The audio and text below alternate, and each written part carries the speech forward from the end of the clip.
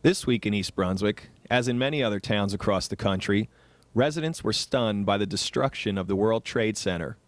The township's response was organized and quick. After-school care was extended, and emergency assistance was sent to New York. As this tragedy unfolds, East Brunswick Township continues to respond. Here's an update from the school's superintendent, Dr. Jamie Savadoff, and Public Information Officer, Jenn F. Forbes. Hi, I'm Jennifer Forbes, Director of Community Relations for East Brunswick Public Schools, and I'm here today with Superintendent of Schools, Dr. Jamie Savadoff.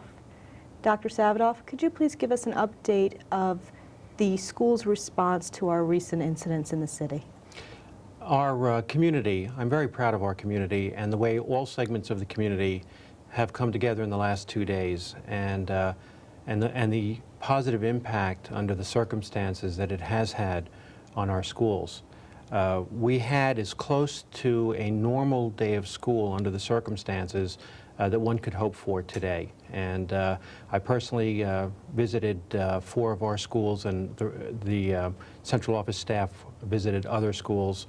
And while we are acknowledging what has happened and having discussion groups and helping our students get through the events of yesterday, we are also providing a good, safe, secure environment and trying to return to normalcy, which is very important under these circumstances. We've taken our cue from the President of the United States last night, who talked about the spirit of our country and the importance of showing that we cannot have our spirit dampened no matter what happens in this country. And I think what we're doing here in East Brunswick is a fine example of that. We have decided to resume our activities, and we do have our tennis match with South Brunswick today. They have also agreed that they wanted to show solidarity and return to as much of a normal schedule as possible. Our girls volleyball is being played at J.P. Stevens today, and our activity clubs are also being held in the schools. We did have a cancellation of the girls soccer game against Bishop R, but that's being rescheduled. One thing I would like to mention is that we have been requested to assist in a collection for the rescue workers in New York. And through our student body, we are asking that people donate items of clothing for the rescue workers. Very specific, 4 very specific things: sweat socks, T-shirts, bottled water, juices and sodas, and individually non-perishable wrapped food. The rescue workers are working around the clock, and what they are finding is that as they get dirty and wet and come out of the areas that they're working in, they need a clean change of clothes, they need some bottled water, and they need some food and something to give them energy to go back and continue the work that they're doing. And so our student body has been involved in that. Parents and students can bring these items to the schools, and we will have a central pickup at the end of the week or early next week. And I also want to mention that our student council at the high school is is going to be conducting and has invited our other schools to participate as well in Red, White, and Blue Day on Friday. And again, it's a show of solidarity. They want to show that the spirit that we have, and that regardless of background, ethnicity, nationality, we're all Americans and we're all in this together. So I'm really proud of the way our community has come together and the support that we've gotten from our parents and from the township officials, and the way that our students are responding in these tragic times. Well, thank you very much. And I do want to add, yesterday in the central office, we received a lot of emails and a lot of phone calls from community members offering their support and their services in any way that we needed. So I do want to extend a thank you to everyone who did offer to help the school district and to community residents in need. We do appreciate that. Thank you, Dr. Savadoff. Thank you.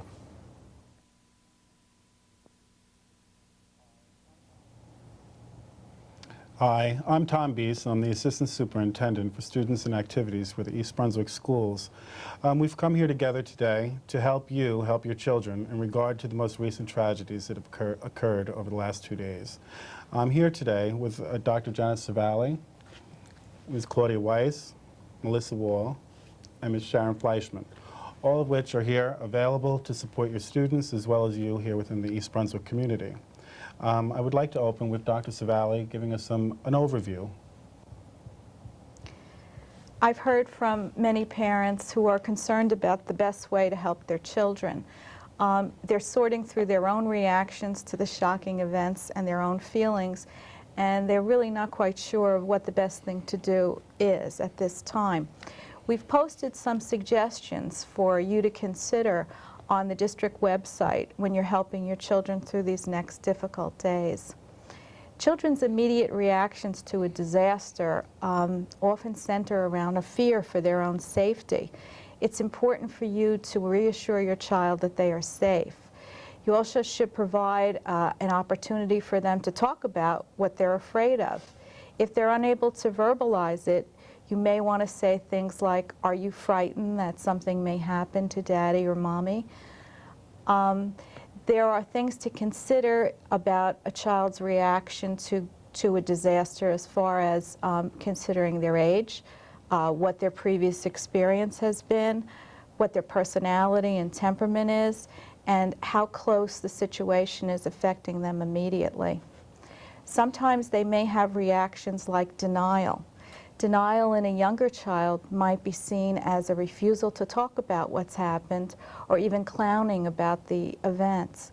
An older child may withdraw or isolate to their room, or they may want to go to the mall with friends and not even discuss it and sort of pretend it hasn't happened. The panel today that's assembled is going to address a lot of these issues.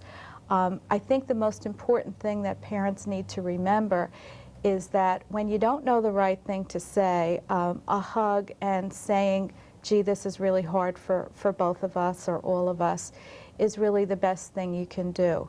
A genuine expression of your own feelings is the greatest gift you can give to your child. Okay, thanks. Claudia, from the elementary school level child, where are they developmentally? What kind of reactions are you seeing? What types of information can you provide a parent of a child that's at the elementary school? I think it's important for the elementary school child to be told about the event because they are going to be hearing about it on the bus or from friends, and it's better if it comes from the parent. I think it's important that they tell them in as simple a way as possible to share their feelings, the parent's feelings. I'm feeling upset, I'm feeling sad. Let the child express their feelings. And also for the parent to be careful about what they say in front of the child so that they don't alarm them. Very often when you're talking on the phone or with a spouse, you may not be thinking to censor what you say, and sometimes those adult conversations can scare a child. Mm-hmm. Melissa, about the middle school?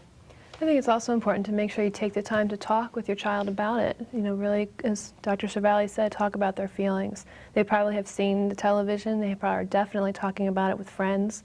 So take the time to talk about the TV coverage, sit down with them and watch TV and help them to understand the scope of the issue. Children at adolescent age tend to feel like they are indestructible, that nothing can harm them. So it's important to give them some sense of reality, but not to scare them. Still assure them that they're safe. And Sharon, from the high school level. Of course, I agree with Claudia and Melissa, and I think it's just as important to talk to your high school age child. Sometimes we assume that high school age children really know more or have more of an ability to help themselves and take care of themselves than they really do. And we need to consider that. We need to, if they can't talk about their feelings or if they don't, you need to help them identify what their feelings might be. And you need to allow them room to be angry or feel sad or whatever their feelings are. Feelings are okay. And so it's important to include the high school child also, and especially if there are various age group children in the family, to bring them all together and deal with it. Okay, when you say deal with it, can you give me some examples and share with our parents what are healthy ways to deal with issues such as anger? What are healthy ways for a child to respond to that very valid feeling of being angry right now? Do you want to talk about the elementary first, Well, Claudia? we talk with the kids about feelings not being right or wrong. They just aren't. It's okay to feel angry. It's a very normal feeling. But we do talk about what you can do to get your angry feelings out so that you're not hurting anyone else or yourself. And the kids come up with some great ideas. They talk about throwing baskets, kicking a soccer ball, running around the room, breaking pencils.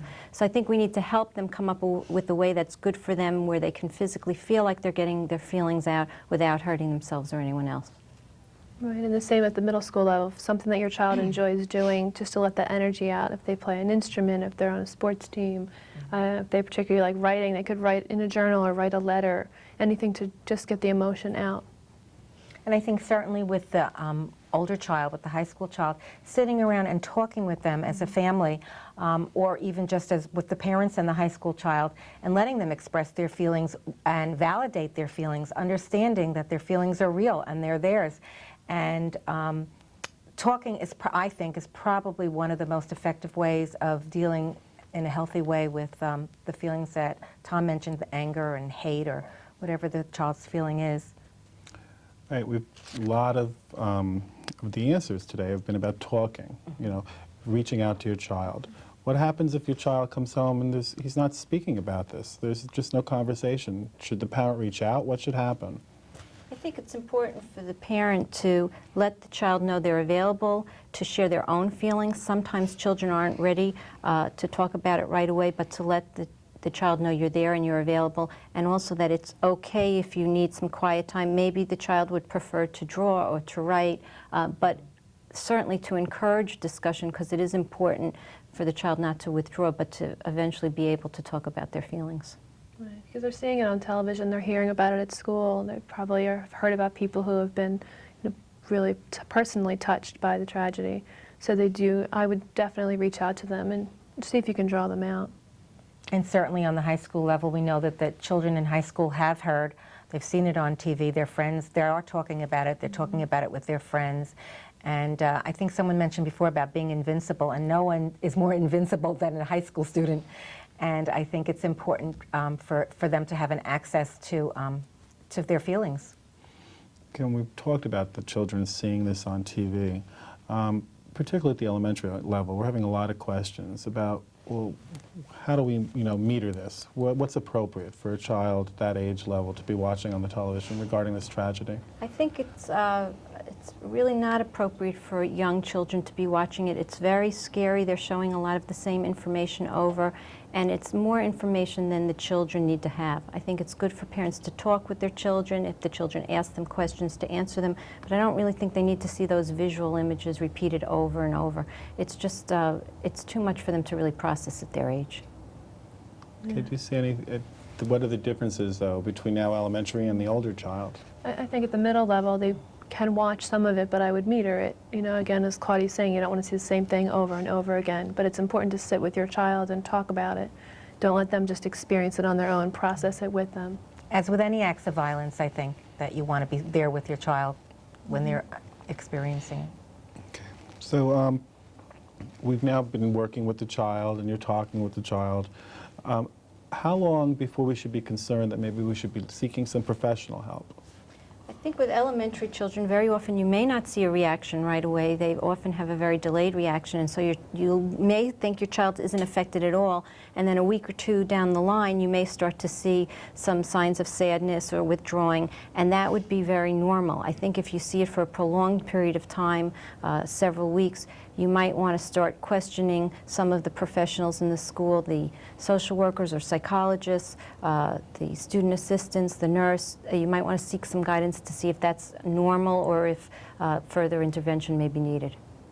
Right, at the middle level, the same thing. Any withdrawal that you might see from activities that they normally participate in that they're no longer interested in, if there's a decline in schoolwork, if teachers are calling to say they're seeing different behaviors than normal, then you want to begin to seek some help. And I think it's also important not to rush them through their grief and rush them through the grief process for them.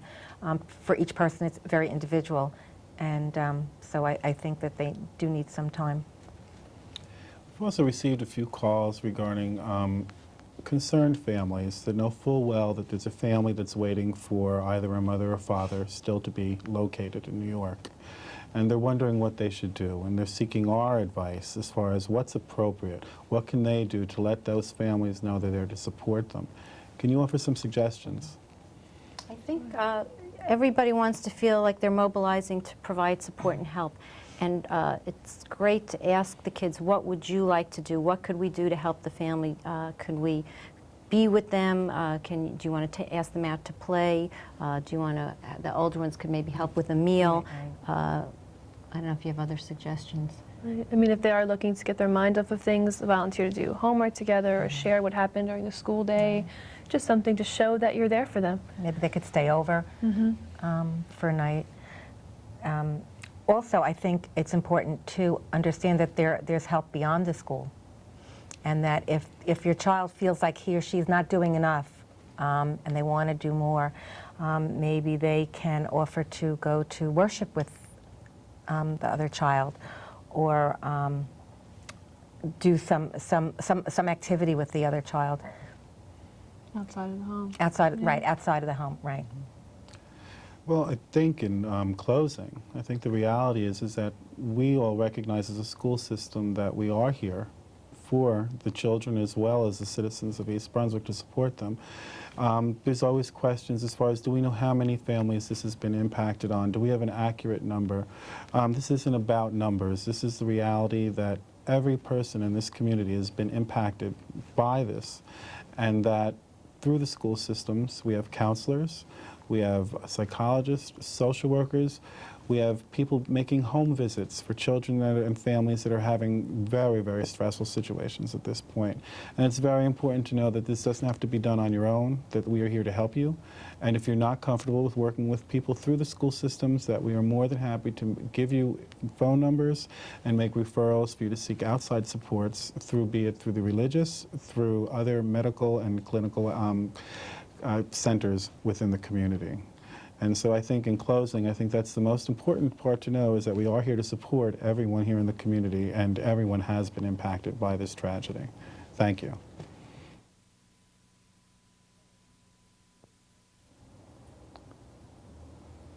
Hello, I'm Bill Neary, Mayor of the Township of East Brunswick. Today we come to talk about the events that have occurred in our nation over the last few days, which have seriously damaged, I think, the psyche of America, and certainly the feelings that we all share in East Brunswick. Today I'm joined by Reverend William Abrams from the Aldersgate United Methodist Church. Reverend Abrams is the coordinator for the Clergy Council.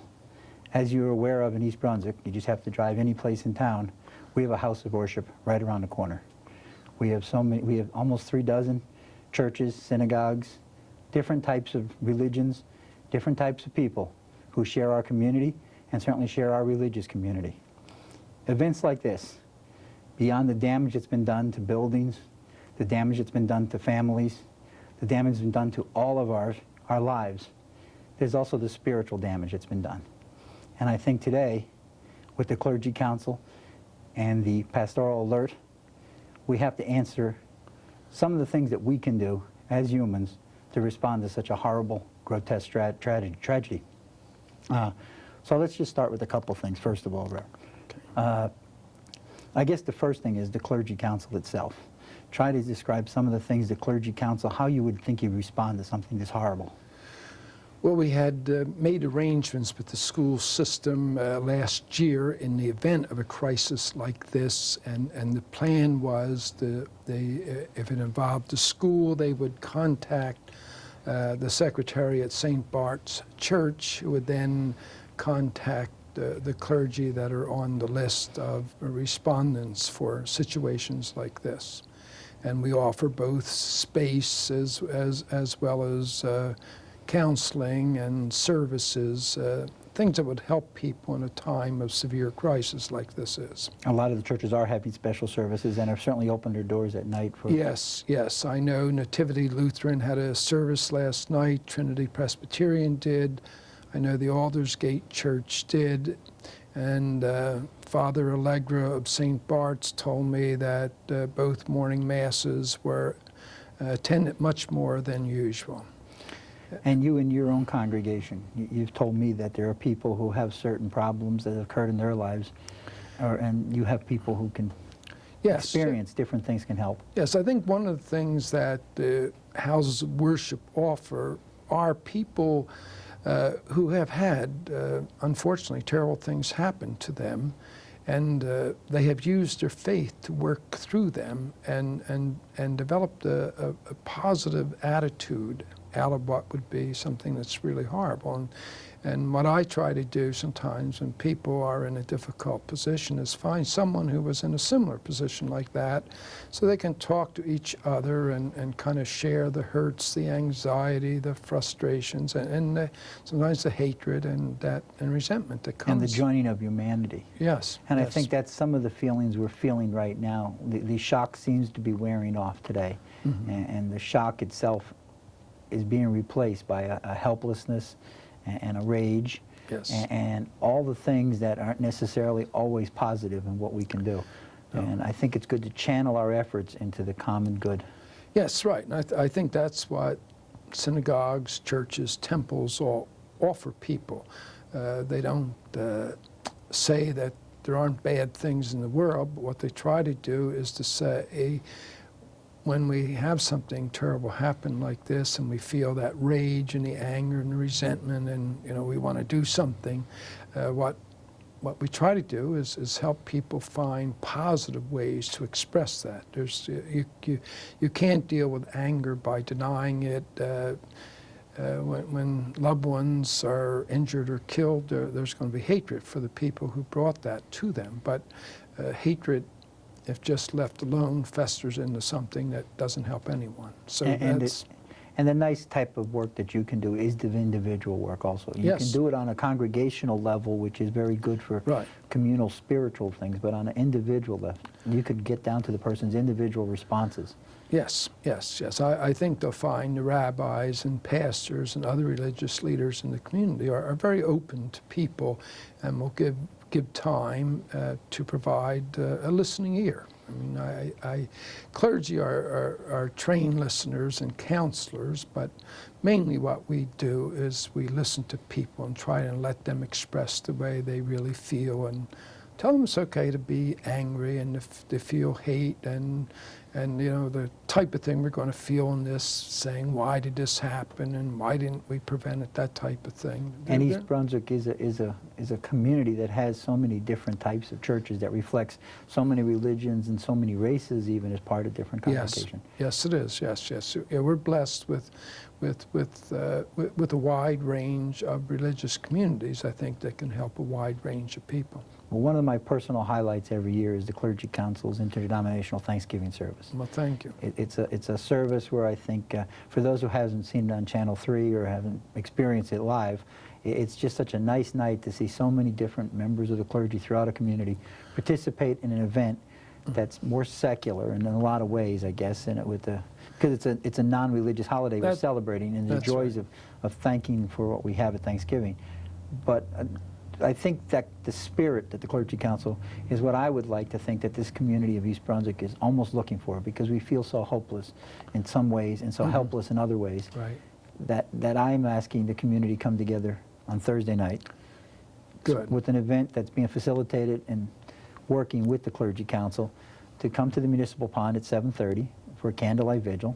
All right. We're hoping people can bring their own candles. We'll have some, I guess, but I don't know how many we're going to be able to scrounge up in the next couple of days.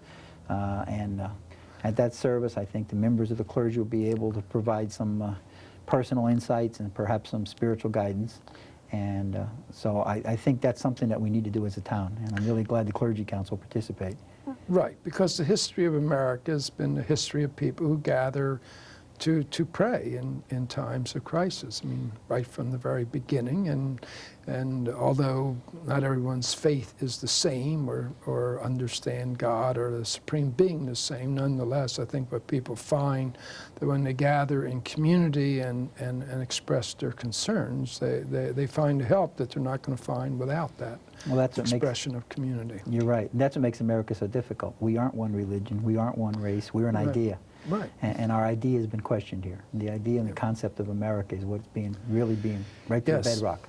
and the freedoms that we enjoy. That's what you and I were talking about earlier. Right. Our freedoms is the reason that things like this perhaps can happen. And that's really the tragedy. Absolutely, because people are going to say, well, why don't we prevent this? But we would probably end up taking away the very freedoms that people throughout the history of our nation have fought for and died for. So we'd be making a mistake. I mean, there's America is what it is primarily because of our emphasis upon freedom and the ability for people to be who they are and develop their skills and abilities, and that's what has made us the envy of the world. Unfortunately, sometimes that envy turns to the tragedy we now have. It's taken a personal compromise to accept the fact that metal detectors at airports are a necessity in life.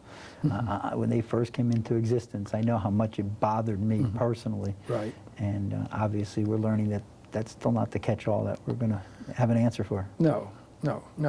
I think, people looking for Camelot or utopia are always going to be disappointed.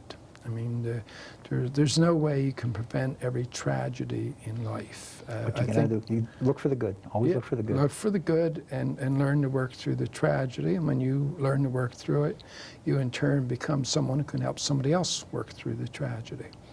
We'll go right back to what the clergy council does and what the congregations can expect from their houses of worship. Right. Well, I do want to mention one other thing is that my office is being deluged with phone calls of people who want to help. And we have so many good things and people want to do so many good things. Except some of the problems we're running into, of course, is there's not enough facilities or enough things to accept. So what I've been told by members of our own departments is if you want to help, one of the best things to do is to write a check. And the check could go to the American Red Cross. Their address is at 123 Howe Lane in New Brunswick. That's 08901. The World Trade Center Relief Fund, because then they could purchase supplies. It's a lot easier to purchase things that they're going to need when they need it, rather than have to warehouse it and ship it, go through the whole mechanics of moving it around. But in the town here, I know the Board of Education is working on a project with the rescue workers, the people who are actually in on what they're calling Ground Zero right now. They need T-shirts, sweat socks, bottled water, and some non-perishable foods to be able to help people with. And we're going to be collecting that at our recycling center. Good. And that's one place they can go. They can also even use their elementary schools and take it to school. But that's one way to collect goods. And I think that's how a community can respond. Yes, and I think I was at the hospital early today, and I was just amazed at how many people were there to give blood in this crisis, and I think one of the ways we show the people who work against us that we are a United States, that we respond in a united way in a time of crisis, and do things like the sweat socks and write the checks to the American Red Cross and come together and find ways to represent what America is really about. I think that's a good way to wrap it up. I really think you have a good point there, the community itself. East Brunswick is all part of a bigger picture, but we're very proud of who we are. And I hope people can find time to bring their families tomorrow night at 7:30, where we can all share together the goodness of what America's all about, share from our own experiences and develop a strength from that we can move forward with goodness instead of using our anger and our rage in the most negative ways. Absolutely. So I'm looking forward to seeing you tomorrow night. I'm sure we're going to be able to do something good for our whole community. Thank you for being here. Really appreciate it. You're welcome, Mayor.